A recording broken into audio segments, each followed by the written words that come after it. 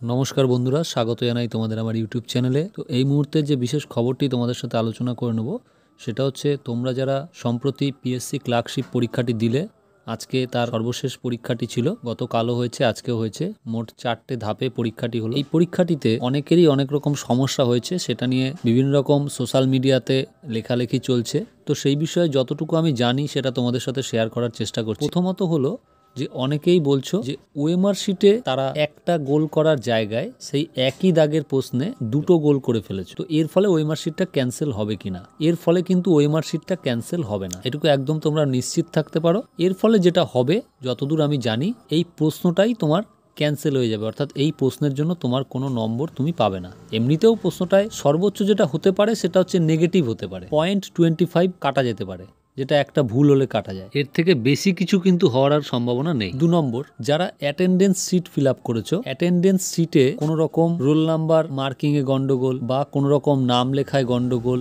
বা কোনো কিছুতে গন্ডগোল হলে অ্যাটেন্ডেন্স শিটে, সেটাতে তোমার এই যে ওএমআর শিট তার জন্য বাতিল হবে কিনা। দেখো, প্রথম কথা হচ্ছে, অ্যাটেন্ডেন্স শিট মানে হচ্ছে তুমি যদি ওখানে প্রেজেন্ট থাকো তবেই কিন্তু তুমি সেই শিটটা ফিল আপ করতে পারবে। সেখানে হতে পারে কিছু ভুল ত্রুটি থাকতে পারে অ্যাটেন্ডেন্স শিটে, বাট যদি ভুল ত্রুটি হয়ও, এর মানে হচ্ছে কিন্তু ওখানে তুমি প্রেজেন্ট আছো, তার কারণ সেখানে তোমার সই থাকছে। তোমার সইটা কিন্তু ইনভিজিলেটর করতে পারবে না, তো সেখানে তোমার সইটা থাকছে মানেই তুমি প্রেজেন্ট।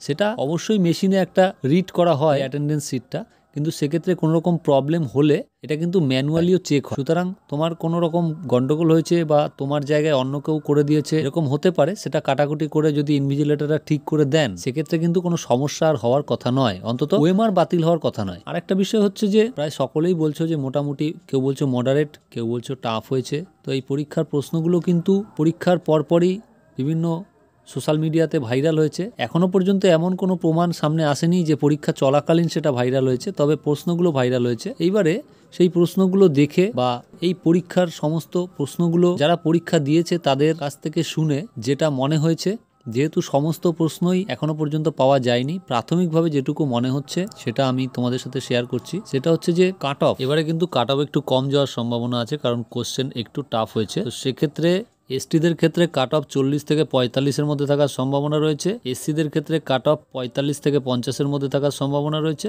এবং জেনারেলদের ক্ষেত্রে কাট অফ 50 থেকে 55-এর মধ্যে থাকার কিন্তু সম্ভাবনা রয়েছে। তো বন্ধুরা, কাট অফ সম্পর্কে আমার যেটা মনে হয়েছে আমি বললাম, তোমাদেরও নিশ্চয়ই মতামত রয়েছে, তোমরা সেটা কমেন্ট বক্সে জানাও কত কি কাট অফ যেতে পারে। তো বন্ধুরা, ভিডিওটি ভালো লাগলে চ্যানেলটিকে লাইক, কমেন্ট, শেয়ার করে দিও। দেখা হচ্ছে আবার পরের ভিডিওতে।